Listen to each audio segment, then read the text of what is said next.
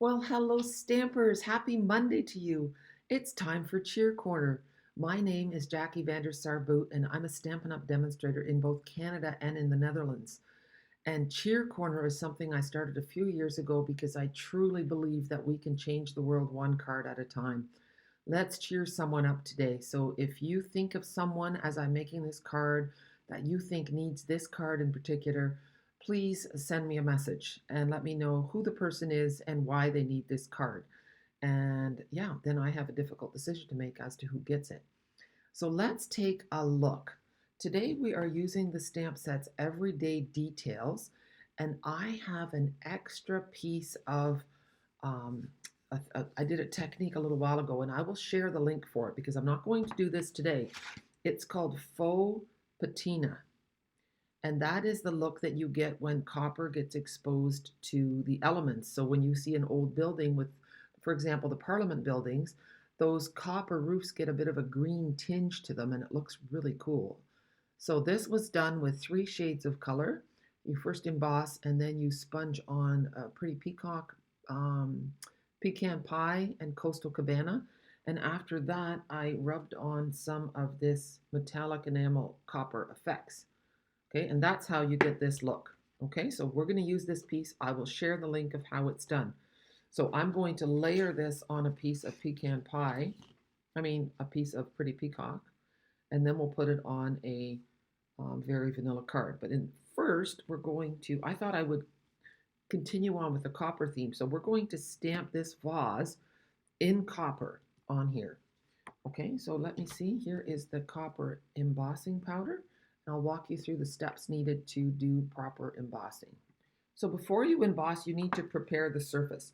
This is called an embossing buddy, and it's basically just a stretchy piece of fabric that has cornstarch in it. So you could make your own, but I wouldn't recommend it. It would be a lot of work. You rub that all over your surface, and that removes any little fingerprinties, any grease, anything that you don't want. You don't want your embossing powder to stick where it shouldn't. You only want it to stick on the stamped image. So put that on the block. Then we are going to, it's a bit crooked, I see that. Doesn't matter too much. There we go. We're going to take something called Versamark. And Versamark is a watermark stamp pad. It's a sticky ink that's clear. You don't really see it. If you stamp on cardstock with it, you will get a tone on tone look. Actually, I can show you because we're going to cover it up. So watch, I'll show you what it looks like if you want to create just a tone on tone look. See, that looks really nice. And then you could clear emboss that if you just wanted a raised effect. But now here we're going to take, oh, this is all kind of crooked. There we go. We're going to ink it up. And now it's really important that you always keep your Versamark pad inked up. Okay, and now I haven't done it for a while, so I'm hoping mine's juicy enough. Because if your ink pad isn't juicy enough, then it's not going to provide a sticky enough surface for your embossing powder to stick on. So down we go, and then we're going to give it a nice 1, 2, 3, 4, 5 second stamp. And there, it made a nice skinking sound as it came off. Now we're going to pick this up. We're going to bring in our embossing tray.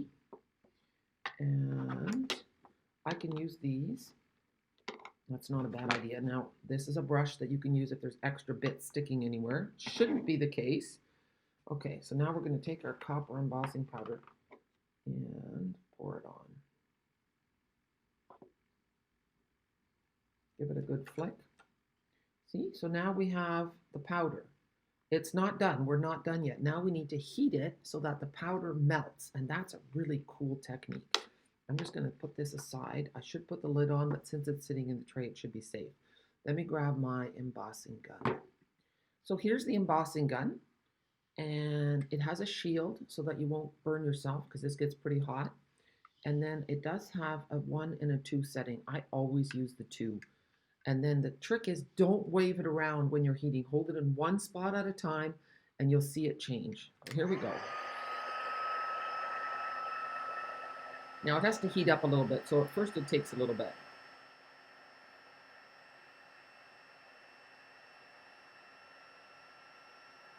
Okay, there it goes. And as it changes, I move along.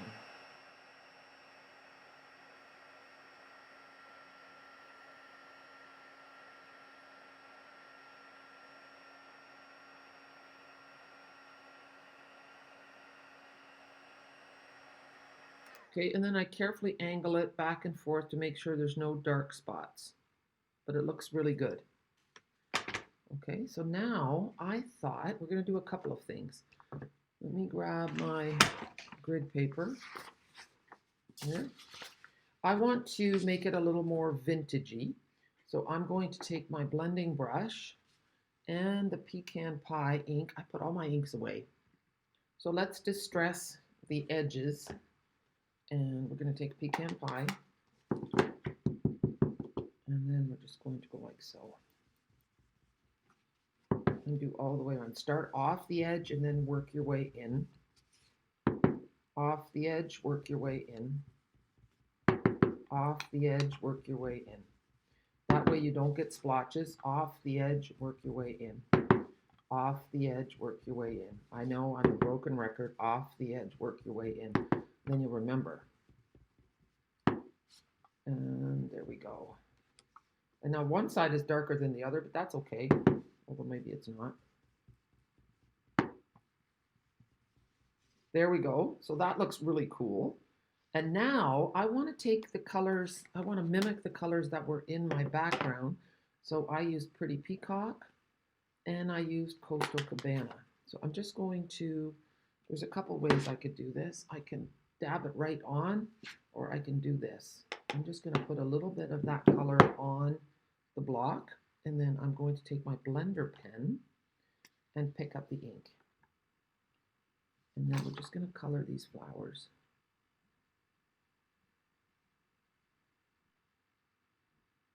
And I'm just going to keep going, and that'll give me a couple different shades of the same color. And these little guys too. And this is just going to look really pretty. So I just want a tone on tone, kind of not too many colors happening. And let's see. The big flower, you know what? I was going to do the big flower in Coastal Cabana.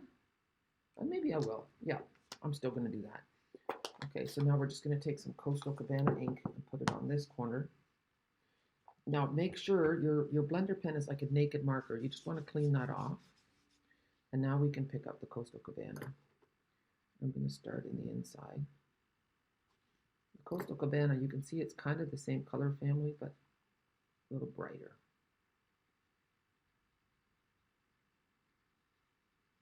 Time to pick up a bit more ink. Start in the middle again. Work your way. Middle. There. You don't want to go over your cardstock too many times, or it will start to delaminate a bit. Okay, so I like that. I'm going to leave the, yeah, I'm going to leave the leaves. I'm not going to color the leaves. I'm going to leave them just the way they are. But I might take some pecan pie and just do the vase. So we've got another block, corner of this block. I hope I don't regret this. That's a pretty big section. And so picking up the pecan pie, I'm going to start all the way in here.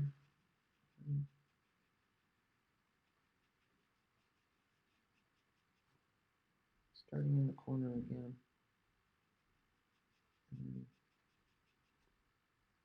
You can see I'm being super vulnerable here because it's not my forte.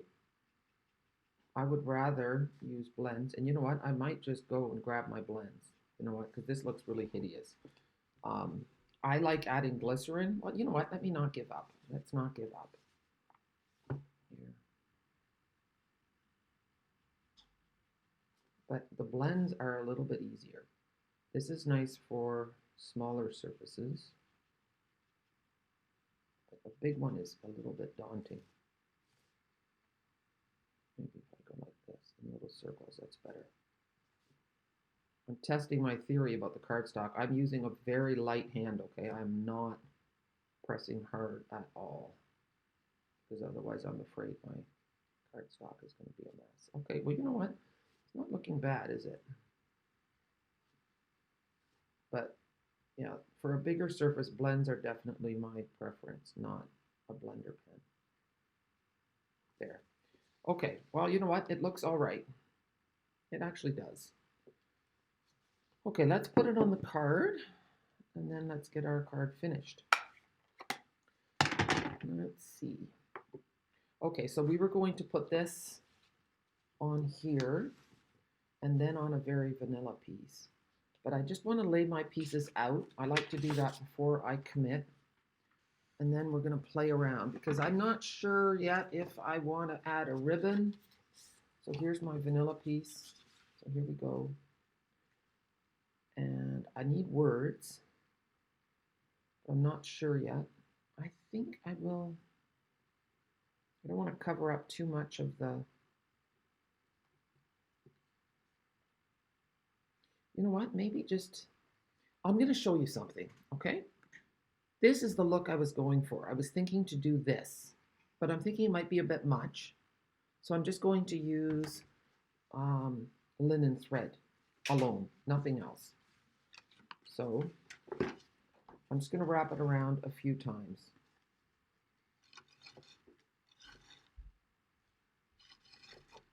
Here we go. And this one's too long now. That was silly. Okay, well, you know what? I'm not going to change it now. We'll just make a nice big bow.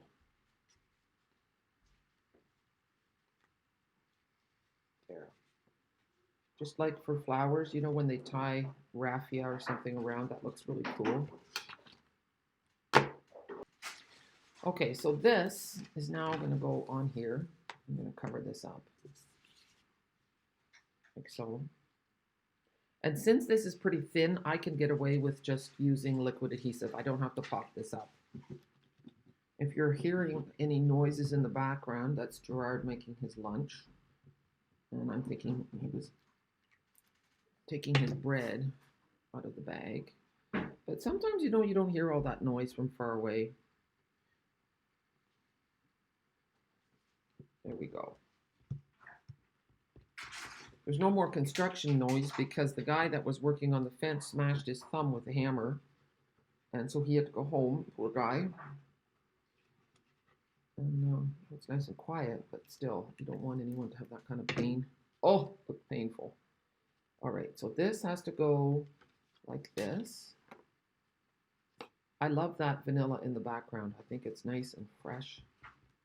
And now we're going to take this piece and we're going to pop it up. And you can see I don't have a sentiment on here yet, and I might leave it blank. I might just use a sentiment on the inside. I need to find my dimensionals. So we're just going to put one on each corner. Make sure that you don't put one over top of those holes. You don't want that showing. You want those to see through. And then maybe one in the middle as well. Oops, I've got two. Okay, it's going to be a bonus. Make sure you take off all your backings. Sometimes I forget and then wonder why things aren't sticking. Okay. Here. And then I have this really cool thing I'm going to show you. So the copper stuff that we used on the background, well, you'll see that in a separate video, can also be used like this for little dots. So I'm just going to add 3. Oh, that wasn't meant to be like that. That one's going to be a bit bigger. 1. I should have let the air out of it first. There. It's going to be a little bit more, what's the word for it? Not perfect. That's okay. Doesn't have to be perfect. Isn't that cool? And then I was going to do this, and maybe I still will. You know what? I'm just going to move this over. Watch, there's a really nice little piece that comes from the Everyday Details as well. And this block is way too big, but that's okay. I'm going to stamp it in Pretty Peacock.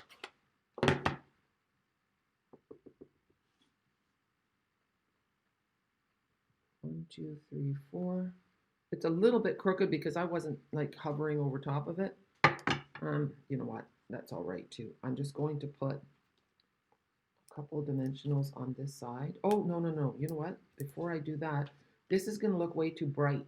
Okay, we don't want it looking so bright because this is a vintage card. Let me show you. See, this is too much. And actually, guess what? I think this is too big anyway. Well, maybe not. Okay. Do you think that like when I'm talking to you guys, it's like I'm talking to myself. It's like, oh, this woman is crazy. All right. We're going to take the pecan pie again and just give this a little bit of a vintage look. And then you'll see the difference that that's going to look a lot better.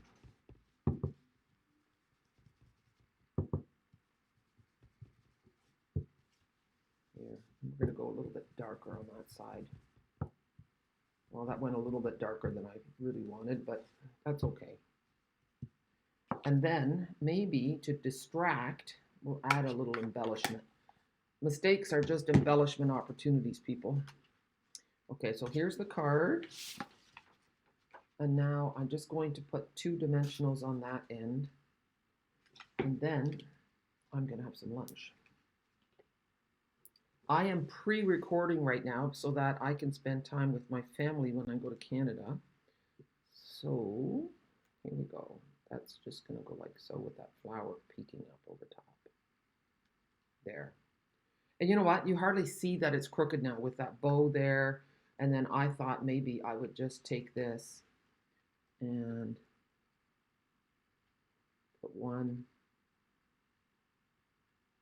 2. Yeah, that looks nice, doesn't it? Okay, I hope you enjoyed this.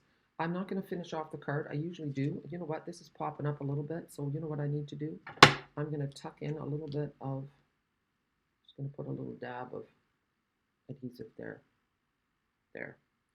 And then if you want that to last longer, if you're worried that it's not going to stay, then what my trick is, I just put a punch on it for a little while like so, and then I come back to it later.